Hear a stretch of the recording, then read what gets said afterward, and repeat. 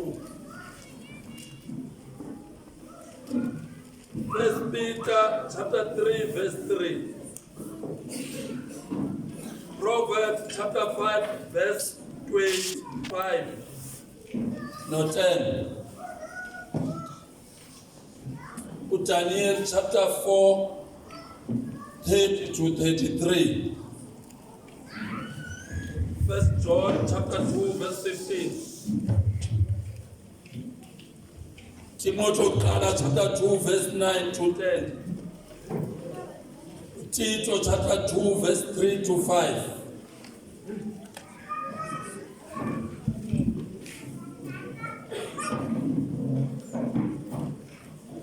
Proverbs chapter 26 verse 6. Makalati chapter 1 verse 8.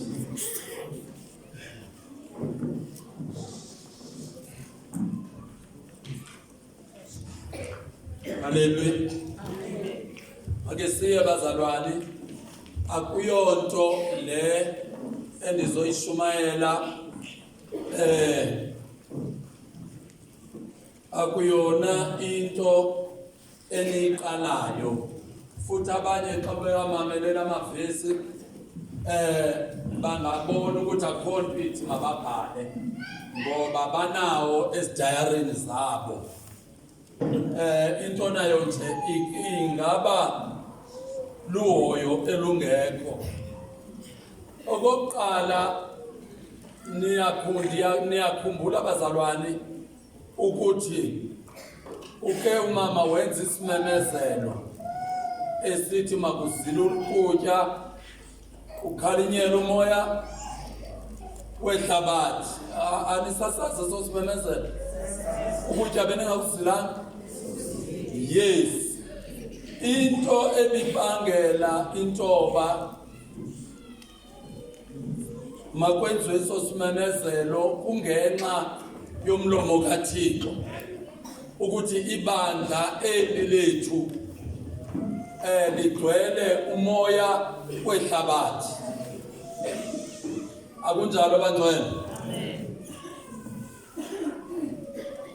Kangangoba omnye umzalwane, not umzalwane umfundisi, kazi uze wabona esuka apha esiya eSomasethi intoba ibandla lethu kukhona hayibo anqaphaze futhi kukhona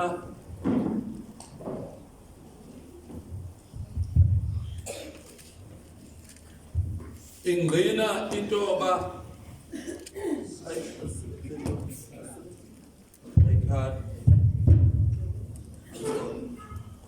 intoba nyani ibandla lethu libuyele kwizinto zehlabathi. Yakunjalo bancane, libuyele deep entweni. Ngomhla wokuqala kwakungo-April, ngomhla wokuqala ngo-209 abaninzi bayokhumbula kwakungumhla wokuqala. Iziprofethi kwemna ndiyazibhala. Kwakungomhla wokuqala ngo-April 209 uThixo wathetha ngento ethi akukho mntu ogojiyas ongene kwizinto zehlabathi oya kulibona izulu lakhe. So yatsho ukuthi loo nto ibandla funeka ndilixwayise kakhulu ngokuzifaka kwizinto zehlabathi. Ngoku ke kuqaleke lo mkhwa ke oba ibandla lifune izinto zehlabathi. Andazi ke kwamamje abahlambulukisi ukuthi njengoba uThixo ethetha ngolu hlobo kubonakala nasemibonweni ngaba na ezinhlambulukweni omamjeyi bayawubambana umcimbi wabazalwane abanqwenela ihlabathi.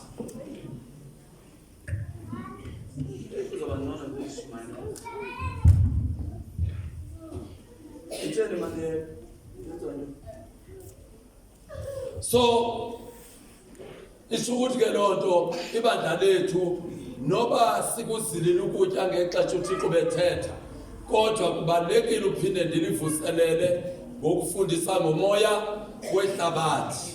Haleluya. Balekile lonto ibandla lethu kwauba kubona umfundisi ethuthunye ndimi elihlabathi. Ithetha ukuthi ikhona ingxaki. Haleluya.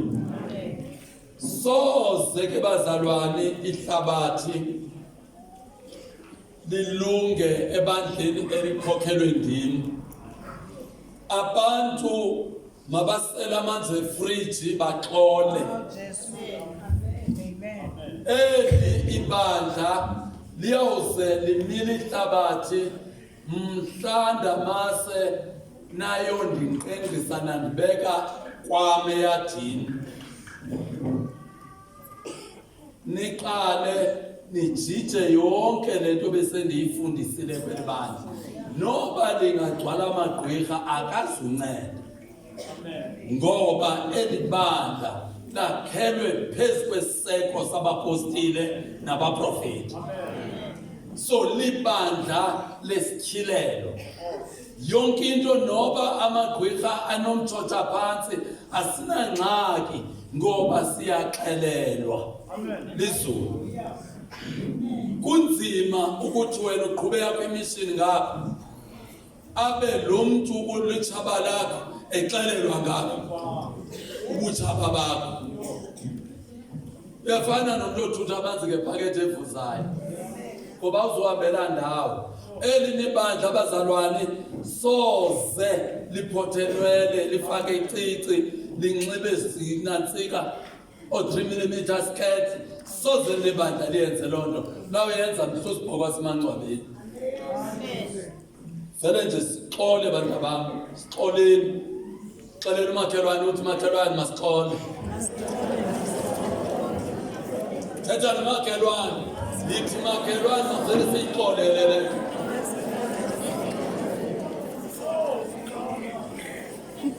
Masiya ke bazalwane ndiyafana noba ndizorida ngoba yilento niyaziyo endinifundise iminyaka ngeminyaka mama nxele ndiyiphinda-phinda.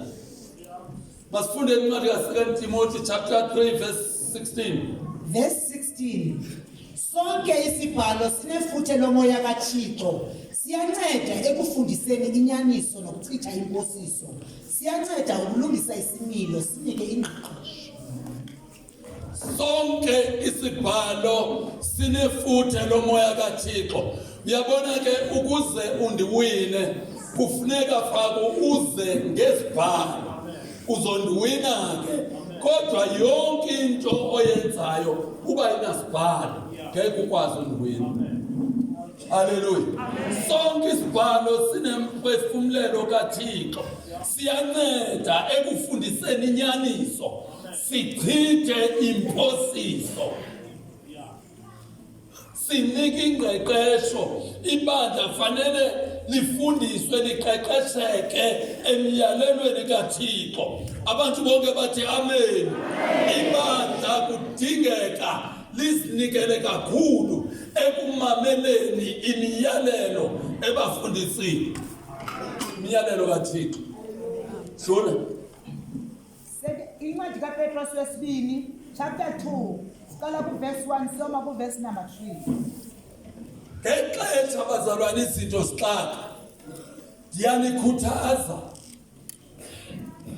kufuneka niqale kwincwadi zikaPawulos nifunde incwadi. Yabona izinto masezishintshile ehlabathini, ihlabathi lingena emabandleni and nabefundisi sebevumile akukho nto iyawunisiza kodwa into ezonisiza kumele ningene kwincwadi zabapostile nibe befundisi ngokutitsha ezinye izinto niyotitsha ngemfundiso zabapostile.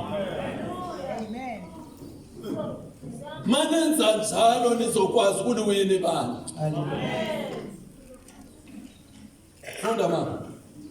Verse 1. Abafundisa ubuxoki. KwaSirayeli babekho abashumayeli abaxokayo. Ngokunjalo ke naphakathi kwenu baza kubakho abafundisa ubuxoki. Bona baza kunyebelezisa iimfundiso. Phela KwaSirayeli babekho abashumayeli abaxokayo. Ngokunjalo imfundiso ezidala intshabalalo bazobakho abafundisa imfundiso zobuxoki. Ayizange bekhongela xetsha kuphela, nankexetsha lenu uma ufukuthwa seningabefundisi kuzobakho kwalapha phakathi kwenu abafundisa imfundiso zobuxoki bangaqalanga kuyinyaniso. Funda. Baninzi abaya kubalandela kwezondlela zabo zokungcola. Yona indlela eyinyaniso baya kuyingcikiva. Baninzi ithi iBhayibhile njengokubona amabandla onke thane onke babona befundisa apha bonke bacheba ikhadi woprofesa bachebe ntoni?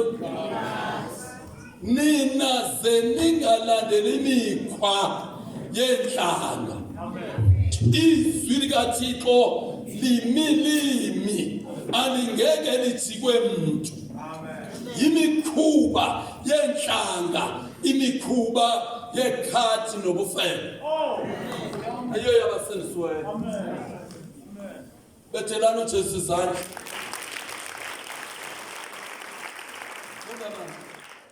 Ngenxa yokunyoluka kwabo ababafundisi bayakuniqhatha khona ukuze banixhaphaze bafumane inzuzo. Kodwa ke sona isigwebo abasimiselwa kantandlolo sidinga phezu kwabo umtshabalalisi akalali ulinde bona. Laba befundisi bazalwane noba bangagqwethi imfundiso. Ithi incwadi yeBhayibhile kwabona bamiselwa intshabalalo kwantlandlolo.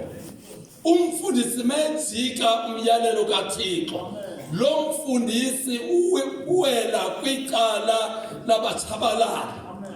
Noba ungambona ekhokhela ibandla kodwa yena sele ekwantshabalala nebandla elo ngoba imfundiso zakhe zisibandla kwantshabalala nebandla liyatshabalala ngoba limelwe ngaphambili ngumntu wentshabalala. Jesu. Verse 13. Ewe isikhuni siyakubuya nomphezeli ngakwicala leziyolo namanyala bangongcanyelweni. Bayawaxabhela amatheko enu ngokuhlala nani nithe kunye. Kaloku abasenakuzinceda ngobundlobongela nenkohliso. Verse 17. Aba bafundisi bafana nemithombo engamombozi manzi. Bafana namafu aqhutywa luqhwithelo. Indawo abalungiselelwe yona sisithoko-thoko senzuzo. No, mama, buyela 10, verse 10. Verse 10. Ngakumbi ke abo baqweqwediswa ziinkanuko zokungcola bedela nomagunya. Baqweqwediswa into bazalwane. Abefundisi baqweqwediswa ziinkanuko zokungcola. Yiyo loo nto bejika banilale. Baqweqwediswa ziinkanuko zokungcola. Umfundisi othunywe nguThixo akalali. Abantu bonke bathi amen. Indoda ethunywe nguThixo ayisoze ilale muntu. Ikhokhela abantu bakaThixo ayinolala muntu. Kodwa kuphela mayiqonda uba izulunga imele ithathe iBhayibhile inike abantu abakholwayo selutwana.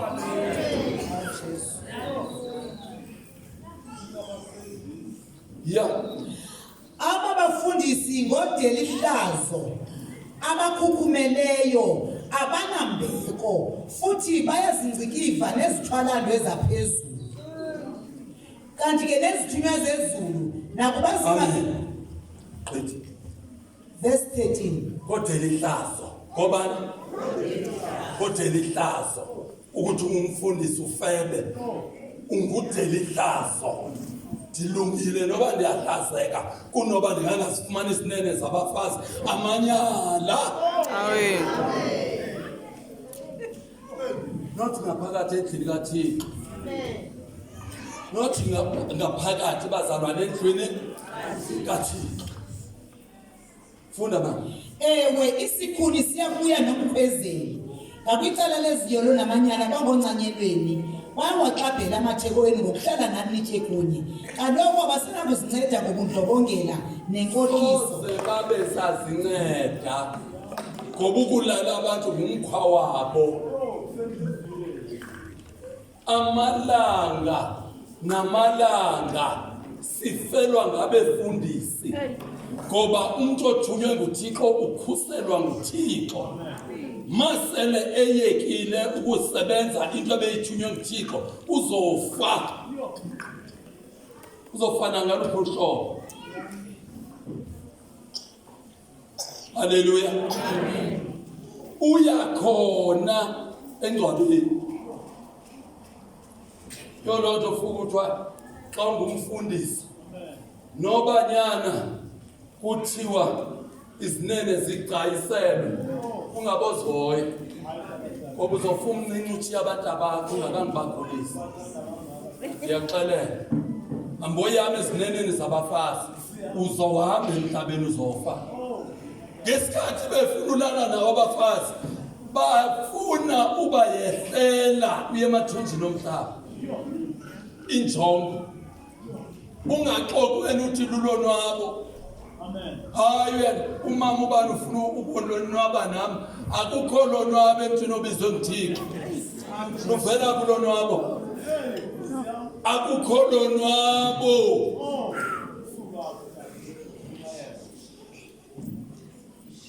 Beke izandla abagulayo ngapha.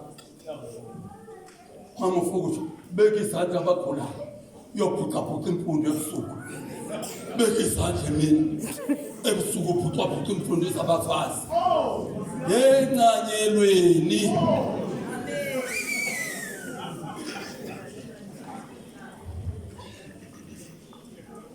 Asingeni noba kuyanetha noba kuyaqhutha asingeni kwasezineneni zabafazi.